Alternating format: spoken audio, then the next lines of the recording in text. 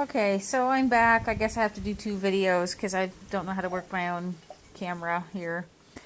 So I've gone through my pile of leaves that I brought in. Here is, quite a pile of critters. And I haven't really had a chance to examine this too close, but these are in some of the leaves. So I don't know if that's just residue from them pupating or if it's eggs or old eggs or what have you. So I'll look at those closer later. I have a feeling it's just residue.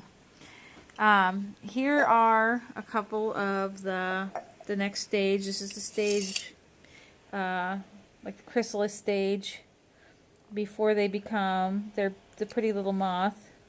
Some of these I'm not sure are live, or they're very close to coming out.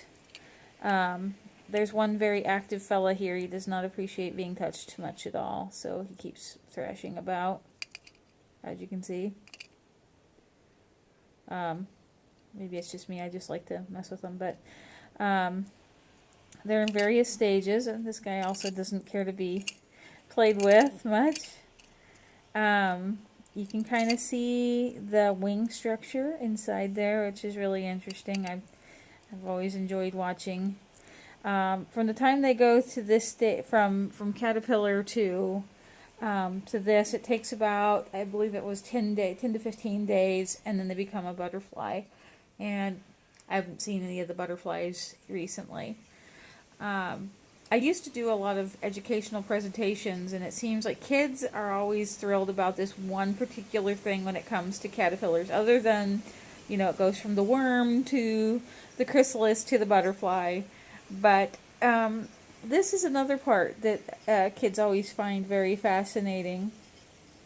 And these little things right here they kind of look like little peppercorns, but actually what it is their poop. That is how big caterpillar manure is.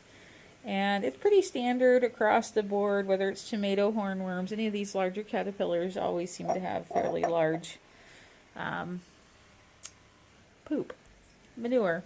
So for any kids watching, yes, caterpillars do poop, and that's what it looks like. Anyway, just thought I'd do a quick short video on what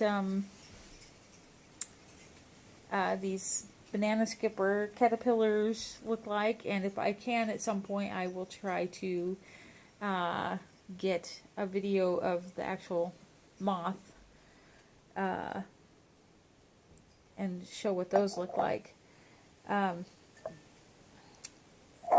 Besides the predatory wasps and things like that take care of these, the other way to treat them is with things like Bacillus thuringiensis, which you have to get completely cover the tree. It's a powder form generally.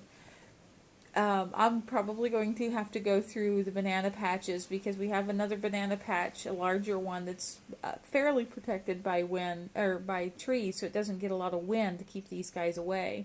So I'm going to have to try and see if an organic horticultural oil will work on those. Unfortunately, when you use something like that, you're also it'll take out the natural predators as well as these guys. So it's always sort of a balance, because it essentially just suffocates them, and it's not harmful to the tree, but it'll be harmful to beneficial as well as non-beneficial insects. So anyway, that's kind of my cool little video for this week, is these banana skipper caterpillars here. And I wish I had some fish or something. I would feed them to them. But as it is, they'll probably just all get